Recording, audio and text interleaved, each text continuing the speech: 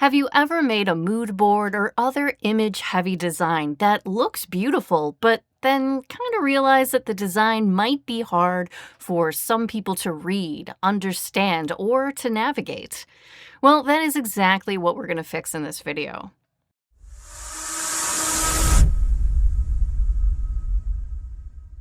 I'm working with my wedding mood board file in Venngage. It includes color swatches, a wedding cake, a picture of a chair with a red bow, some floral arrangements, and a bridal bouquet.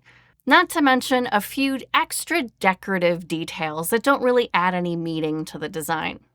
The goal is to share this as a client-ready PDF, but before I can do that, I want to make sure the visuals are accessible to all users. Let's start with these color swatches.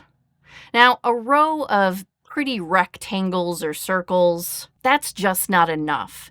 To follow WCAG guidance, we cannot rely on color alone to communicate meaning. So each swatch needs a visible label. So in this file, that means adding the color name, the hex code, or both.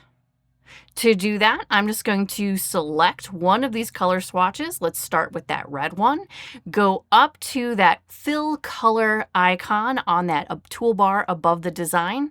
And in here, that's really easy. I can just take the hex code that appears in that color window, copy it, and then I'm just going to paste it onto the design and then make sure it is over it. And not only that, but very visible. I might need to up the font, change the font color, so the contrast is enough. So right now it's low contrast. I need to switch that to another project color. So there we go. I'm changing it to white. That tells me it has really good contrast. And now I've added the hex codes onto all of the other color swatches and made sure that that font is visible enough. Now, this will help screen reader users, people with color vision differences, and even clients who may be viewing the PDF on a dim screen or even a printed copy. The color gives the mood, the text gives it meaning. Now, let's talk about some of these images. Mood board alt text is a little different from basic photo descriptions. I don't want to simply describe what is in the picture. I want to describe why the image matters in this file. For example, if the wedding cake image supports the dessert style, the alt text should say something like ivory wedding cake decorated with deep red flowers and greenery. In fact, let's do that. I'm going to select that image and then begin to add some alt text. So clicking on the alt text button, I could try to auto-generate alt text. So for example, let me just go ahead and click generate and see what it comes up with. And it does say a tiered white wedding cake adorned with red roses and white flowers, which in this specific example could do it. But I want to add a little bit more to it than that. I'm going to say deep red roses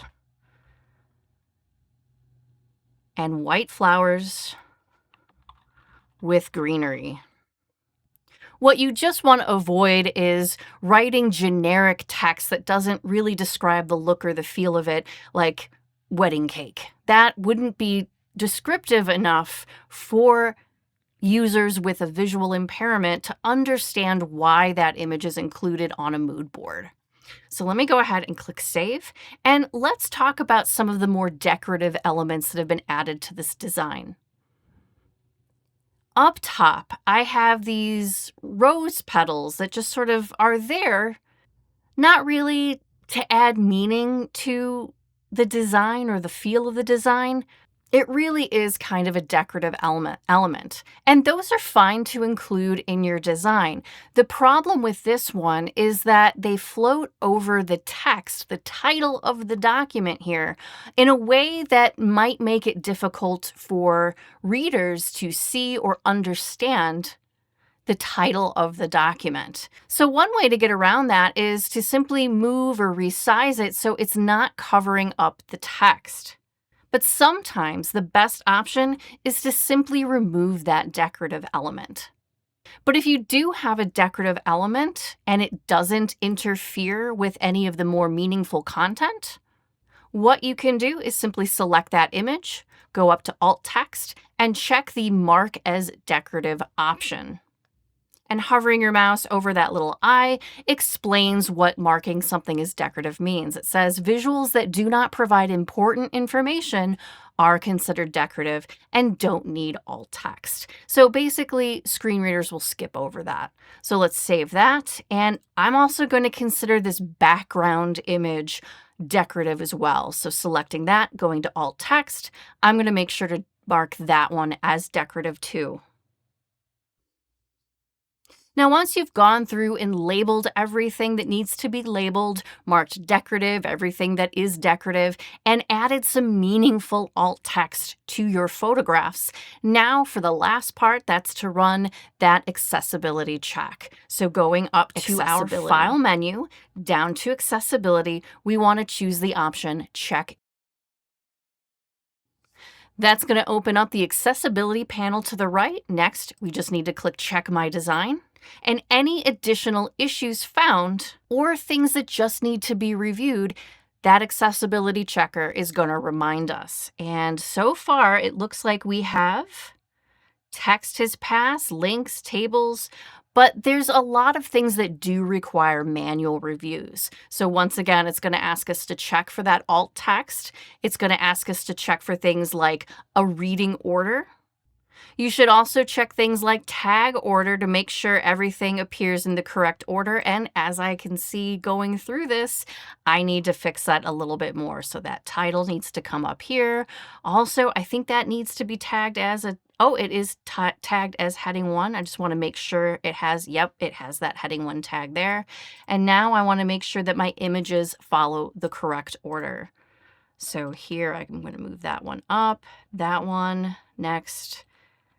That logo can be down a little bit more towards the bottom of my design. And then we have these text labels that need to be in the correct order as well. So once you perform those manual checks, you should be ready to export this design. New to Venngage? Visit Venngage.com and sign up for a free trial to get started with creating more accessible designs today.